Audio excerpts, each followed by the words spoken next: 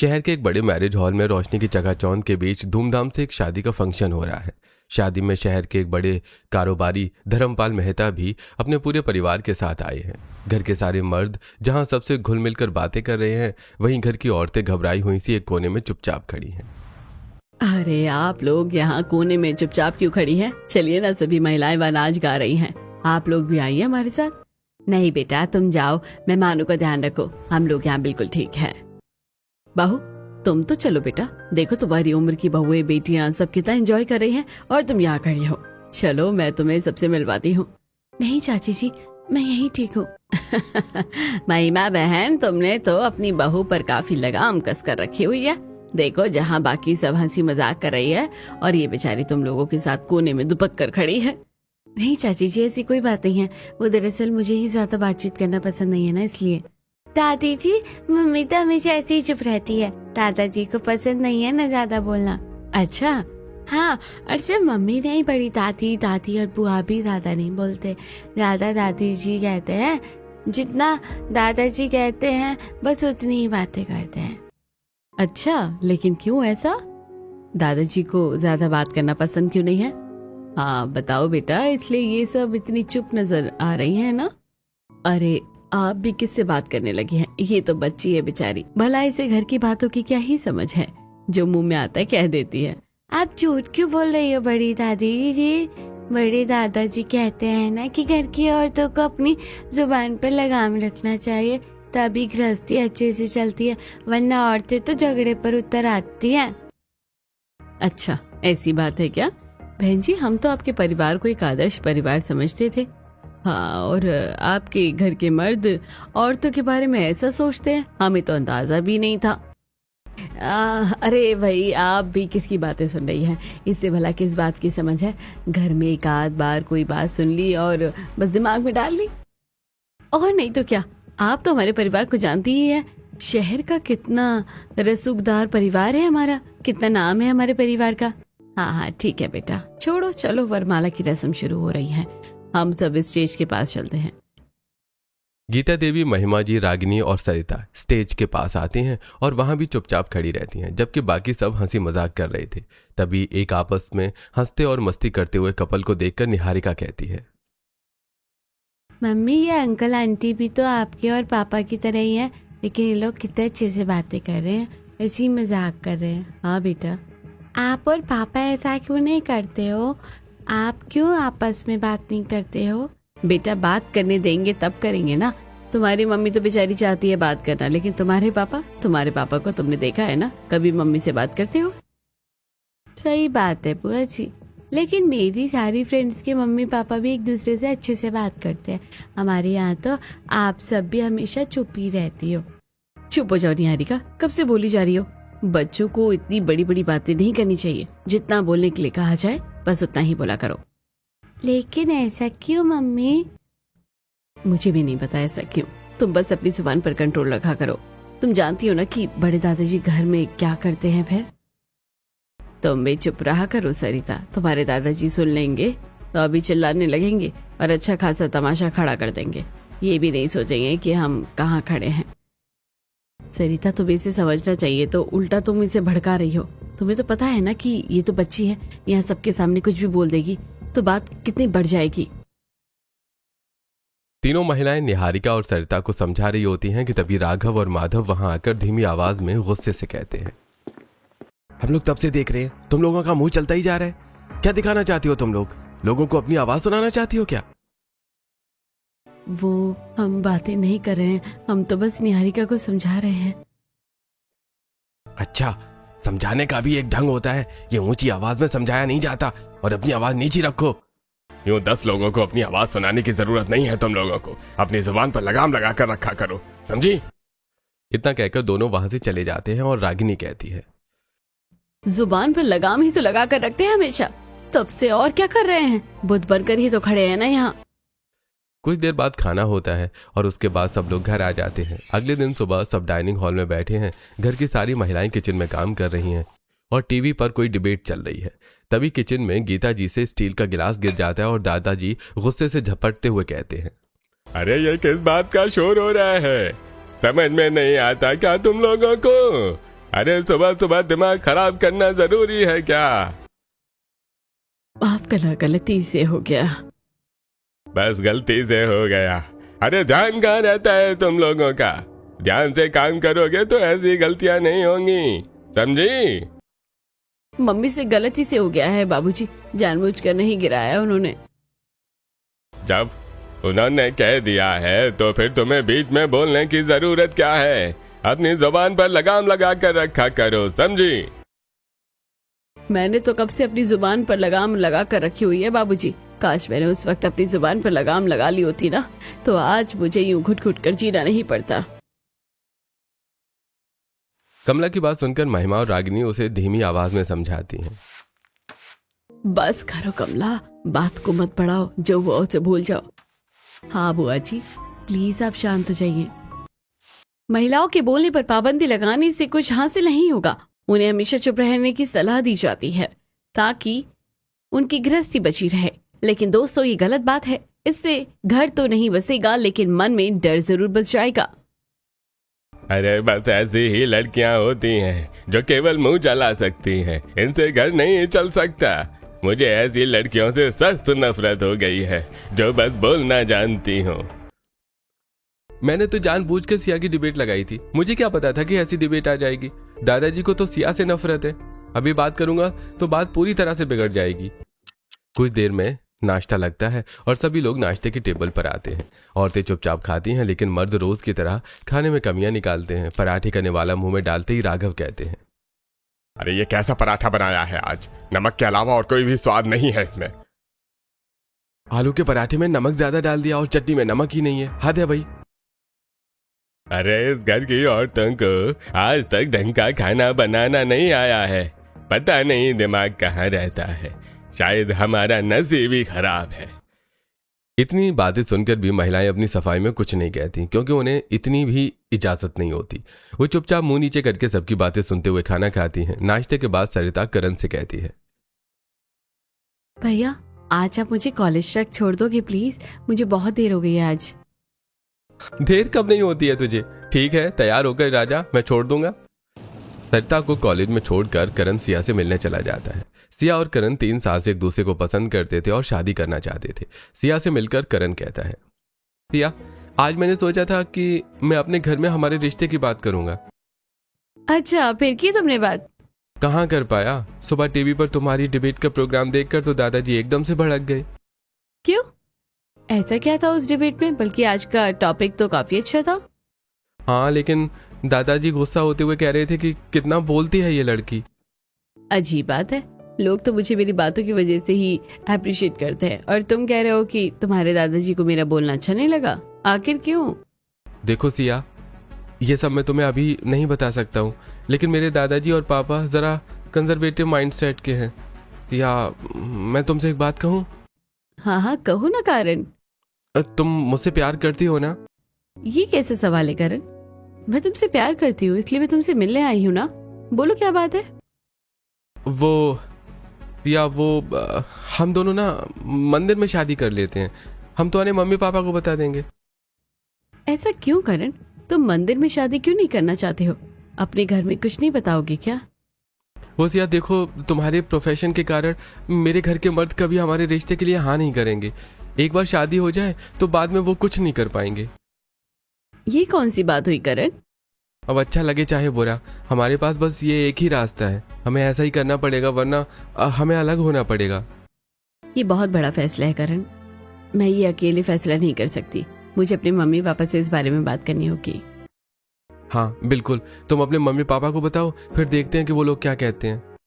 सिया परेशान हो जाती है और अपने घर आकर अपने मम्मी पापा से इस बारे में सलाह मशवरा करती है। दीपा और सुरेश जी को पूरी बात समझाकर सिया कहती है, अब आप लोग ही बताइए मुझे क्या करना चाहिए। बेटा तुम खुद इस बात का फैसला करो, हमें तुम और तुम्हारी समझदारी पर पूरा भरोसा है। बेटा तुम जो फैसला करोगी सही करोगी, हम तुम्हारे फैसले के साथ हैं। पहले भी हमने तुम्हारा साथ दिया था और अब भी देंगे। पापा मम्मी, मुझे करण के परिवार वालों के बारे में ज्यादा जानकारी नहीं है। मुझे पता ही नहीं है कि मैं वहाँ कैसे रहूंगी, लेकिन मैं करण से बहुत प्यार करती हूँ और उसके अलावा और किसी के बारे में सोच भी नहीं सकती हूँ। तो फिर ठीक है, तुम लोग करण जैसे कह रहा है वैसा ही करो, हमें कोई दिक्कत नहीं है। सिया चहकते हुए करण को फोन करती है और उसे सारी बात बताती है। करण, मेरे मम्मी पापा ने तो हाँ कर दी है, बस अब कोई प्रॉब्लम नहीं है, हम कल ही मंदिर में शादी कर लेते हैं। अरे ग्रेट, ठीक है तो फिर मैं सारी व्यवस्था करता हूँ, तुम ठीक समय पर अंकल आंटी के साथ मंदिर आ जाना। अगले दिन सिया दुल्हन की तरह सजकर अपने मम्मी पापा के साथ मंदिर आती है, जहां करण पूरी तैयारियों के साथ उसका इंतजार कर रहा होता है। पंडित जी पूरे रीति रिवाज के साथ दोनों की शादी करवाते हैं। हमेशा खुश रहो बेटा। करण, अब हमारी सिया को संभालने की जिम्मेदारी तुम्हारी है। करण, तुम दोनों की शादी ऐसे हालात में हो रही है कि अब तुम्हें सिया का ज्यादा ध्यान रखना होगा। अंकल आंटी आप बिल्कुल बेफिक्र रहिए, फिक्र मत कीजिए, मैं सिया को हमेशा खुश रखूंगा। सिया और करण घर आने के लिए रवाना हो जाते हैं। दोपहर के समय होता है, निवास के सामने गाड़ी रुकती है और उसकी आवाज से सब सोच में पड़ जाते हैं। अरे इस समय कौन आ गया? कोई आने वाला था क्या? नहीं तो आज तो कोई नहीं आने वाला था पापा, हो सकता है शायद कोई गेस्ट होंगे। हाँ, शायद कोई गलती से आ गया होगा, देखते हैं। सब वापस आकर हॉल में बैठ जाते हैं और तभी दरवाजे की बेल बजती है और घर में काम करने वाला मुरली दरवाजा खोलता है। सामने करण और दुल्हन की तरह सजी सिया को देखकर वो हैरान रह जाता है। अंदर से धर्मपाल जी की कड़कती आवाज आती है। अरे कौन आया है मुरली? कौन है दरवाजे पर? जी वो करण भैया आए हैं बाबूजी। अरे तो मेहमान बनकर दरवाजे पर क्यों खड़ा है? अंदर क्यों नहीं आ रहा है? जी वो ये जीजी वो क्या लगा कर रखा हुआ है? सीधे से बताता क्यों नहीं है? हट मैं ही देखता हूँ। माधव दरवाजे पर आता है और दूल्हा दुल्हन के कपड़ों में सजे करण और सिया को देखकर वो भी हैरान रह जाता है और तुरंत अंदर जाकर सबको बुलाकर लाता है। उसे देखकर राघव गुस्से से लाल होते हुए कहते हैं, ये क्या हुलिया बना कर रखा है तुमने? तुम्हारे साथ ये लड़की कौन है? तुमने इसका हाथ क्यों पकड़ कर रखा है? अरे क्या मांझ रहा है ये? अरे ये तुम दूल्हा दुल्हन की तरह क्यों आए हो? ये सिया है दादाजी, और मैंने और सिया ने शादी कर ली है। एक मिनट, अरे ये तो वही टीवी वाली लड़की है जो उस दिन महिलाओं के बोलने की तरफदारी कर रही थी। तुमने इससे शादी कर ली? हाँ दादाजी, मैं सिया से बहुत प्यार करता हूँ। दादाजी मुझे पता था कि आप लोग इस शादी के लिए कभी नहीं मानेंगे, इसलिए मैंने चुपचाप से शादी कर ली। तुमने चुपचाप से शादी कर ली? इतना बड़ा कदम उठाने से पहले सोचा तक नहीं? शर्म नहीं आती तुम्हें? करण और सिया अभी भी दरवाजे के बाहर ही खड़े थे और उनके सामने खड़े धर्मपाल जी, राघव और माधव उनसे सवाल पर सवाल पूछ रहे थे। सिया सबकी बातें सिर झुकाकर सुन रही थी। घर की सभी महिलाएं पीछे खड़ी ये सब देख रही थी। तभी दादी जी हिम्मत जुटाकर कहती हैं, देखो, अब जो हुआ सो हुआ, शादी तो हो ही गई है ना। अब यूं घर के बाहर तमाशा लगाने का क्या ही मतलब है। वो अब इस घर की बहू है, उसे गृह प्रवेश करके अंदर आने दो। अरे ठीक है, लेकिन तुम्हें इस घर में रहना है तो हमारी 2 शर्तें हैं जो तुम्हें माननी होंगी। पहली ये कि इस घर की औरतें ज्यादा बात नहीं करती हैं और ऊंची आवाज में तो बिल्कुल नहीं बोलती जी। और घर की बातें कभी बाहर नहीं करती हैं, ना ही घर के हर मामले में दखल अंदाजी करती हैं। हमें संस्कारी लड़कियां पसंद हैं। हमारे घर की औरतें कोई भी मसला हो, चाहे वो घरेलू हो या कारोबार से जुड़ा हो, किसी भी मामले में बहसबाजी नहीं करती। तुम्हें भी अपनी जबान पर लगाम लगा कर रखनी होगी। ये सब सुनकर सिया को काफी अजीब सा लगता है। उसके उतरे हुए चेहरे को देखकर करण उसका हाथ पकड़ लेता है और धीरे से कहता है, कोई बात नहीं, घबराओ मत, सब ठीक हो जाएगा। इस तरह गृह प्रवेश करके सिया घर के अंदर आती है। रागिनी उसे उसके कमरे में छोड़ने आती है और उसका हाथ अपने हाथ में लेकर प्यार से कहती है, सिया, मैंने तुम्हें कई बार टीवी में देखा है। तुम तो कितनी पढ़ी लिखी और कॉन्फिडेंट लड़की हो। तुम क्यों ऐसे घर में आ गई? क्या बात है भाभी, आप खोलकर बताइए ना मुझे। हम तो यहाँ घुट घुट कर मर रहे हैं, तुम्हें भी ऐसे ही मरना है क्या यहाँ? मतलब भाभी, अभी नीचे तुम्हें इतनी सारी बात कही गई, तुम्हें कुछ समझ नहीं आया क्या? यहाँ औरतों को अपने मन से कुछ भी बोलने का हक नहीं है। यहाँ वही बोलना है जो इस घर के मर्द चाहेंगे। सिया चुपचाप सुनती रहती है। ये सब उसके लिए एक अलग ही तरह का एक्सपीरियंस था, क्योंकि उसके घर के और यहाँ के माहौल में काफी फर्क था। दिन भर सोचने के बाद वो रात को करण से इस बारे में बात करती है। करण, तुमने मुझे दादाजी के स्वभाव के बारे में आइडिया दिया था, लेकिन वो तो इससे भी ज्यादा कड़क निकले। मैं तो उनकी बातों से हैरान रह गई। हाँ सिया, वो ऐसे ही है। अब क्या किया जा सकता है, तुम इतना मत सोचो। करण, मुझे तो लगा था कि वो केवल घर की बहुओं के मामले में स्ट्रिक्ट है, लेकिन वो तो सभी औरतों को एक जैसा ट्रीट करते हैं। बुआ जी, सरिता और निहारिका भी कितनी सहमी सी खड़ी थी, जबकि वो तो इस घर की बेटियां हैं। तुम सही कह रही हो सिया, बहू या बेटी सबके लिए समान ही सोच है उनकी। क्या दादाजी हमेशा से ही ऐसे ही थे करण? ऐसे ही चिल्लाना, गुस्सा होना और औरतों के मामले में इतनी कठोरता दिखाना कि उनसे बोलने का हक ही छीन लिया उन्होंने? नहीं सिया, दादाजी हमेशा से ऐसे नहीं थे, बल्कि मम्मी और दादी जी तो कहती हैं कि वो बहुत अच्छे थे, पूरा गांव उन्हें बहुत मानता था। अच्छा, फिर ऐसा क्या हो गया करण? हाँ सिया, उस समय हम गांव में रहते थे और दादाजी को गांव का सबसे अच्छा और समझदार इंसान माना जाता था। लेकिन क्या करण? आगे बताओ ना मुझे, प्लीज, मुझे जानना है सब। लेकिन एक ऐसा हादसा हो गया जिसके बाद उनकी सोच हमेशा हमेशा के लिए बदल गई सिया। मुझे बताओ करण, मुझे सुनना है। मैं जानना चाहती हूँ कि दादाजी के कठोर होने के पीछे आखिर क्या वजह है। ये उस समय की बात है जब पापा और बुआ की शादी नहीं हुई थी। दादाजी की सोच जमाने से कहीं आगे थी। वो तो लड़कियों के पढ़ने लिखने और आगे बढ़ने पर जोर देते थे। हाँ करण, ऐसे थे दादाजी? हाँ चलो मैं बताता हूँ कि क्या हुआ था। दोस्तों, हमारी बेटियां भी हमारा भविष्य बन सकती हैं। आजकल बेटियों को पढ़ा लिखा कर हम उन्हें मजबूत बना सकते हैं। हमें उन्हें अपनी बात खुलकर कहने का मौका देना चाहिए। अरे भाई, कलेक्टर बनाना है क्या लड़कियों को पढ़ा लिखा कर? आगे चूल्हा चौका ही सबसे जरूरी काम है लड़कियों के लिए। पढ़ाई लिखाई से कुछ नहीं होता, हमें मत सिखाओ तुम। मुझे पता है कि तुम सबकी सोच नहीं बदलेगी, लेकिन मैं तो अपनी कमला को खूब पढ़ाऊंगा लिखाऊंगा ताकि वो खुलकर अपने विचार रख सके, अपनी बात बोल सके। धर्मपाल जी गांव के खिलाफ जाकर कमला को शहर भेजकर खूब पढ़ाते हैं।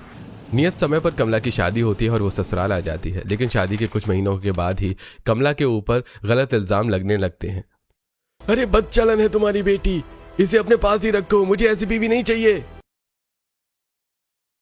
इसकी जुबान जरा ही चलती है। हमने तो आज तक अपने बेटे को कुछ नहीं कहा, ये तो उससे लड़ाई तक कर लेती है। चक्कर चल रहा है इसका किसी के साथ। बाबूजी, ये लोग सब झूठ बोल रहे हैं, मुझ पर लांछन लगा रहे हैं कि मेरे किसी के साथ संबंध है। आप तो मुझे अच्छे से जानते हैं ना, मैं ऐसा करना तो दूर सोच भी नहीं सकती।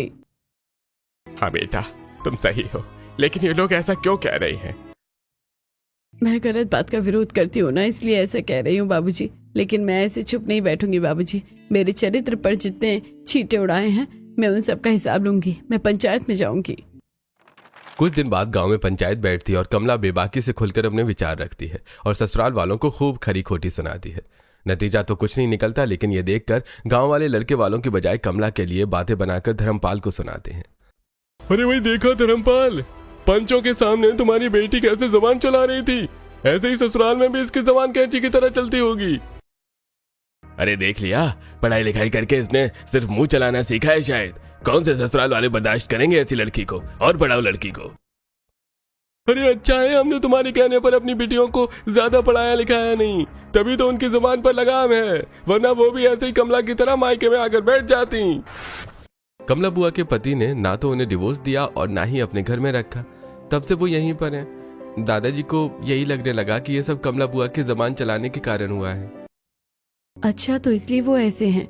हाँ, और तभी से उन्होंने ये फैसला कर लिया कि अब वो कभी अपने घर की किसी औरत को ज्यादा बोलने नहीं देंगे, ताकि और किसी का घर न टूटे। लेकिन करण, जब उन्होंने एक बार अपनी बेटी को जमाने के खिलाफ जाकर इतना बड़ा मौका दिया, तो उसकी बात को समझने की कोशिश तो करना चाहिए था ना। अब सो जाओ सिया, इस पर हम ज्यादा बात नहीं कर सकते। अगले दिन सिया की पहली रसोई की रस्म होती है और वो सबके लिए बाकी खाने के साथ साथ खीर भी बनाती है। घर के सब मर्द खा रहे होते हैं तो सिया उनसे चहक कर पूछती है, खीर कैसी बनी है दादाजी? बताइए ना दादाजी, चखिए तो सही। अरे ये कैसी बात कर रही हो तुम बहू? कल तुम्हें बताया था ना कि यहाँ ऊंची आवाज में और ज्यादा बात करना मना है। समझ में नहीं आया क्या तुम्हें? दादाजी, मुझे आपसे एक और बात पूछनी थी। मुझे करण ने सब बताया हुआ था, लेकिन आपने अगर गांव वालों के खिलाफ जाकर कमला बुआ को पढ़ाया लिखाया, तो फिर थोड़ा तो उनके ऊपर विश्वास करना था ना। उनकी बात भी तो सुननी चाहिए थी आपको। तुम्हें किसने कहा इस मामले में दखल अंदाजी करने को? है, अपनी हद में रहो तुम। अपने आप को ज्यादा होशियार समझती हो तुम। क्या आपको अभी भी यही लगता है कि कमला बुआ ऐसी हरकत कर सकती है? आपको अपनी बेटी पर बिल्कुल भरोसा नहीं था दादाजी? ये गड़े मुर्दे उखाड़ने की क्या जरूरत है तुम्हें? कल तुम्हें समझाया था ना, समझ में नहीं आया तुम्हारे? करण, शायद हमारी बातें से समझ में नहीं आई है, तो ही इसे अच्छे से समझा देना। लेकिन बाबूजी सुनिए तो।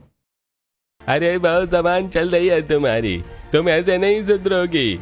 यहाँ सबको अपनी गलती की सजा जरूर मिलती है, तुम्हें भी इस बात की जरूर सजा मिलेगी। धर्मपाल बहुत ज्यादा गुस्से में आ जाते हैं और खाने की थाली उठाकर फेंक देते हैं। घर की बाकी औरतें घबराई हुई सी बुत बनकर खड़ी रह जाती हैं। कमला आगे बढ़कर कहती है, इस घर के लोगों की सारी तकलीफों की जड़ मैं ही हूँ। मेरी वजह से ये सब हुआ है, मैं ही बुरी हूँ। हाँ, तुम हो ही बुरी। अरे समझ जाओ इस बात को, तुम्हारी वजह से ये हुआ है सर। कमला रोते रोते अपने कमरे में चली जाती है और धर्मपाल जी गुस्से से लाल होते हुए सिया से कहते हैं, तुमने जबान चलाकर जो गलती की है उसके लिए तुम्हें ऐसी सजा मिलेगी कि तुम्हारी अकल ठिकाने पर आ जाएगी। हम तुम्हें सजा देते हैं कि तुम अपने माँ बाप से बात नहीं करोगी और घर के सारे काम करोगी। हाँ मुझे मंजूर है, लेकिन मैं भी इस घर में ये अत्याचार नहीं होने दूंगी। आप जिद्दी हैं तो मैं भी आपसे बड़ी जिद्दी हूँ। मैं भी घर के पूरे काम करूंगी और मम्मी पापा से भी कोई बात नहीं करूंगी।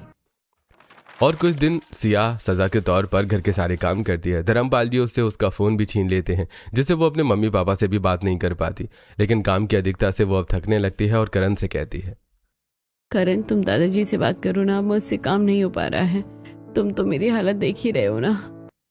देख रहा हूँ सिया, लेकिन तुम्हें भी तो सोच समझकर कदम उठाना चाहिए था ना। क्यों इतना बड़ा चैलेंज स्वीकार कर लिया तुमने? फिर भी ठीक है, तुम फिक्र मत करो, मैं दादाजी से बात करता हूँ। करण धर्मपाल जी से इस बारे में बात करता है और उनका कड़वा जवाब सुनकर चुप हो जाता है। दादाजी, अब सिया को माफ कर दीजिए ना। घर के सारे काम करना उसके लिए मुश्किल हो रहा है, ऊपर से आपने उसका फोन भी रख लिया है। अरे तुम उसकी वकालत मत करो करण, उसे उसके लिए किए की सजा ही मिल रही है ये। और लानत है तुम पर कि तुमने अपनी बीवी नहीं संभाली गई। अरे उसकी बेलगाम जबान पर लगाम लगाना नहीं आया तुम्हें। धर्मपाल जी करण की बात नहीं सुनते। 2 दिन बाद सिया महिमा के पास जाकर कहती है, मम्मी जी मुझसे अब ज्यादा काम नहीं हो पा रहा है। मुझे अपने मम्मी पापा से बात करनी है, वो भी परेशान हो रहे होंगे। आप कुछ करिए ना। ठीक है बेटा, फिक्र मत कर, मैं तुम्हारे ससुर जी से बात करती हूँ। तुम करण के फोन से अपनी मम्मी पापा को फोन कर लेना। वैसे तो ये चीटिंग होगी मम्मी जी, लेकिन मुझे करना पड़ेगा। वो लोग मुझे फोन ट्राई कर रहे होंगे और परेशान हो जाएंगे। सिया करण के फोन से अपने मम्मी पापा को फोन लगाती है, लेकिन उसके कमरे के पास गुजरते ही धर्मपाल जी सुन लेते हैं। अपने मम्मी पापा से बात कर रही हो? शायद हार गई हो तुम। अब तो तुम्हारी ये सजा है कि तुम सबके कपड़े भी धोगी। तुम अब पूरे 2 दिन मुंह पर कपड़ा बांध कर घूमोगी ताकि तुम्हारी जुबान को थोड़ा आराम मिल सके। सिया को मुंह पर कपड़ा बांधकर अपनी जुबान को लगाम देने की सजा मिलती है। महिमा से उसकी हालत देखी नहीं जाती और वो राघव से इस बारे में बात करके उन्हें सिया की परेशानी बताती है। आप बाबूजी को समझाइए ना। सिया रसोई में अकेले काम करके थक जाती है बेचारी, फिर उसके मम्मी पापा से भी उसकी बात नहीं करवाई जा रही है। बच्ची है बेचारी, मुंह पर कपड़ा बांध कर घूमना पड़ रहा है बेचारी को। अरे बच्ची नहीं है वो, पहले ही सब समझाया था ना उसे। अब भुगते खुद और उसकी तरफदारी कर रही हो ना। तो सुन लो, कल से घर में कोई काम वाली नहीं आएगी। सारा काम तुम दोनों सास बहू करोगी, यही तुम्हारी भी सजा है। सारी काम वालियां हटा दी जाती हैं और अब तो महिमा को भी सिया के साथ काम करना पड़ता है। माफ करना मम्मी जी, मेरी वजह से आपको भी काम करना पड़ रहा है। कोई बात नहीं बेटा, कुछ दिन की बात है। एक बार उनका गुस्सा उतर जाएगा तो सब ठीक हो जाएगा। लेकिन कमजोरी के कारण 2 दिन में ही महिमा की तबीयत खराब हो जाती है और डॉक्टर को बुलाया जाता है। डॉक्टर महिमा का चेकअप करती है और कहती हैं, ये काफी कमजोर है, इसके लिए तो दवाई दे देती हूँ, लेकिन मुझे लगता है कि ये काफी घुटन से भरे माहौल में रह रही हैं। कोई तनाव है इन्हें और इन्हें इससे बाहर निकालने की जरूरत है, वरना इनकी जान को खतरा है। अपनी माँ की इतनी बुरी हालत देखकर करण और माधव दुखी हो जाते हैं। वो एक दूसरे से इस बारे में बात करते हुए कहते हैं, माँ की हालत इतनी खराब हो जाएगी सोचा नहीं था। करण, मुझे बहुत दुख हो रहा है, हमने कभी माँ के बारे में सोचा ही नहीं। अब हमें माँ का खूब ध्यान रखना होगा। हाँ भैया, नहीं तो हम उन्हें हमेशा के लिए खो देंगे। फिर जिंदगी भर इसी पछतावे की आग में जलते रहेंगे कि हमने माँ के लिए कुछ किया क्यों नहीं। करण और माधव महिमा का खूब ध्यान रखते हैं और उनकी तबीयत में सुधार थोड़ा आ जाता है। एक दिन धर्मपाल के पास कोई मिलने आता है और उनके जाते ही वो सब पर बरसने लगते हैं। अरे निहारिका कहाँ है? बुलाओ उसे, अभी के अभी बुलाओ। क्या हुआ दादाजी, निहारिका ने कुछ किया क्या? क्या हुआ है पूछ रही हो? अरे तुम्हारी लड़की ने समाज में मेरी नाक काट दी। उस दिन शादी में उस बड़बोली ने मेरी खूब बुराई की थी ना, कि मैं घर की औरतों पर जुल्म करता हूँ, उन्हें बोलने नहीं देता। बच्ची है बेचारी, इसे हमने समझाया था तो समझ गई थी। अब तो कितनी पुरानी बात हो गई है, माफ भी कर दीजिए। इसे और माफ कर दूं? अरे मैं तो इसे सजा देने वाला हूँ, इसके मुंह पर पट्टी लगाकर, ताकि ज्यादा बोलना हमेशा के लिए भूल जाए। इसके बाद इसे ये सजा हमेशा याद रहेगी और इसकी जुबान पर लगाम रहेगी। ये कैसी सजा है दादाजी? मेरी फूल सी बच्ची है बेचारी, उसके साथ ऐसा जुल्म मत कीजिए, मैं उसे समझा दूंगी। समझाया होता तो कब के समझा चुकी होती। और अब इसके साथ तुम भी सजा भुगतोगी। तुम्हारे मुंह पर भी पट्टी बनेगी और तुम कड़ी धूप में छत पर बैठकर पापड़ बनाओगी।